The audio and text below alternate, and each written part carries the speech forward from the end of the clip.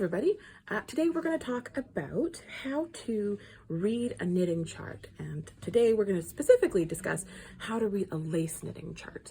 So if you've never read a chart before, hopefully this will clear this up and you can embrace the simplicity of referring to a chart instead of text for your next pattern.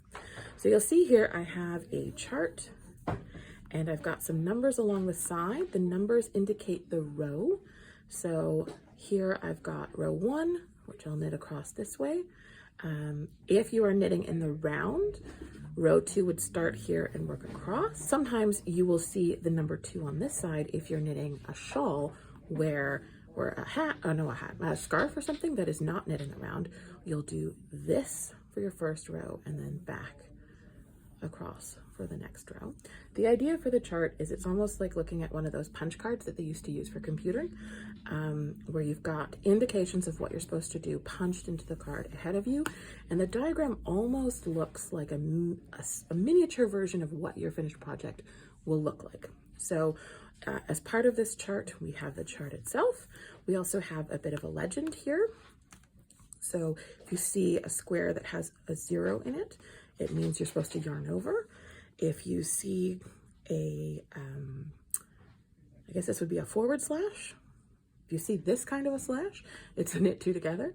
If you see a backslash or that kind of a slash, it would be a slip slip knit. And if you see not the blank one, that would be a lot. If you see this little guy where he's got 3 little legs coming into 1 little leg, then that would be your double decrease, which is a slip 1, knit 2 together, pass slip stitch over. And so to read a chart, you're going to start in the bottom right hand corner and move left across the row. And what you don't see here, I guess, is what the blank square represents. The blank square means that on a front right side facing row, so that would be these odd rows here. On the right side facing row, you are going to knit a blank stitch, and then on the wrong side facing row, you're going to purl it. If you're knitting back and forth, or if you are knitting in the round, you are going to just knit it. There's supposed to be knits on the right side, purls on the wrong side.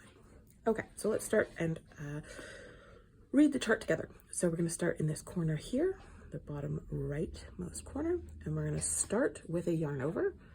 Let us presume that we have done some knitting in the round, perhaps, and we're not starting our project with a yarn over. We're going to start with a yarn over. Then we're going to do this symbol, which is a knit 2 together. Then we're going to knit 1. Then we're going to slip, slip, knit.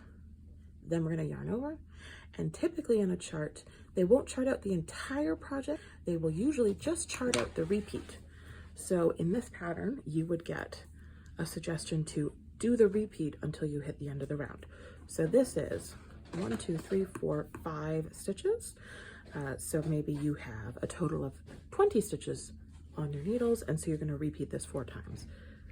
Do this, this, this, this, this, and then once you've repeated to the end of your round, then you can move up to round 2. So if we were knitting in the round, we'd start here and we would knit this whole plain round as a nice little buffer round in between the fun active ones. Or if we were knitting back and forth for a shawl, say, we would purl our way back. All right, then we move up to the next round once we've done it for all stitches. So we would start with, say, a knit, and then this circle means a yarn over. This funky little dude here is a slip 1, knit 2 together, pass slip stitch over. We do another yarn over for a nice little mirroring effect, and then we have a plain knit stitch. And we would again repeat these 5 pieces around the entire project until we run to the end. And then we're going to have another plain row to break it up. So if we're knitting in the round, that's just knitting. If we're knitting back and forth, that would be a plain row of purling, and so forth. So you're just going to read along almost like a typewriter through each row, often doing a repeat around and around and around and around until you hit the end of each row. And so chart knitting is great because it takes a lot of information. If you've ever looked at a lace knitting pattern with all of the instructions typed out, That's pages and pages of work, and instead you can take all that work, put it on a nice little chart in front of you. It's a lot more portable, and if you can work off of the chart and written instructions, it's really great, because if you run into a point of confusion, you can use the two to reference each other and figure out which direction to do next. So I love working off of charts. I find them, like I said, very portable, and I 100% recommend that you give it a shot and see if you can't add that to your repertoire of tools. Thanks very much, and happy knitting. If you enjoyed this video, be sure to like, share, and subscribe, and leave us a comment. We love hearing from you.